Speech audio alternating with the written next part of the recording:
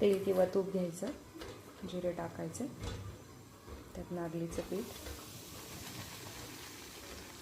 नागलीच्या पिठाऐवजी आपण बाजरीचं पीठ पण टाकू शकतो, बाजरीने पण शक्ती येते.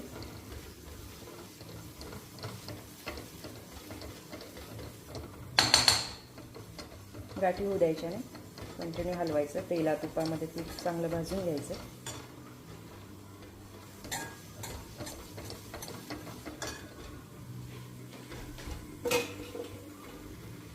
पाणी घालायचं.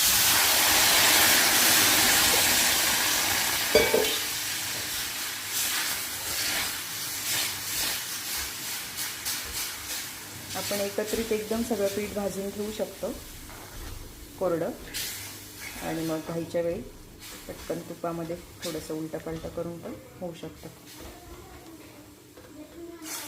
दिसायला सोपी दिसली तरी खायला चविष्ट लागते, आणि तिचे गुण तर काही सांगायलाच नसतं वेगळे.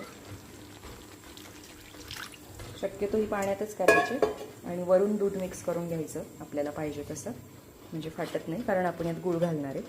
आपल्याला पाहिजे तेवढा गूळ घालायचा. गोड जास्त आवडत असेल तर जास्त, मीडियम कमी, जसं हवं तसं. आणि किंचित मीठ पण.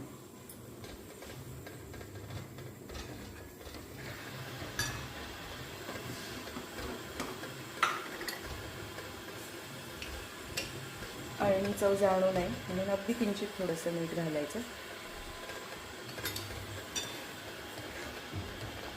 आता ही पेज चांगली शिजू द्यायची मंद गॅसवर. गूळ नीट मिक्स होतो, गाठी फुटतात, पीठ व्यवस्थित शिजतं. कमीत कमी 5 मिनटं चांगली कमी गॅसवर शिजू द्यायची, आणि मग गरम गरमच खायची.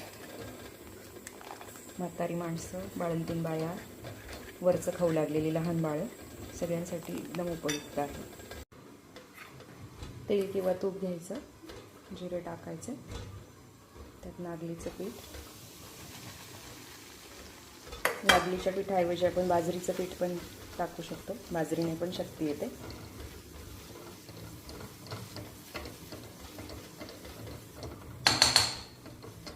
गाठी होऊ द्यायच्या नाही, कंटिन्यू हलवायचं. तेला तुपामध्ये पीठ चांगलं भाजून घ्यायचं.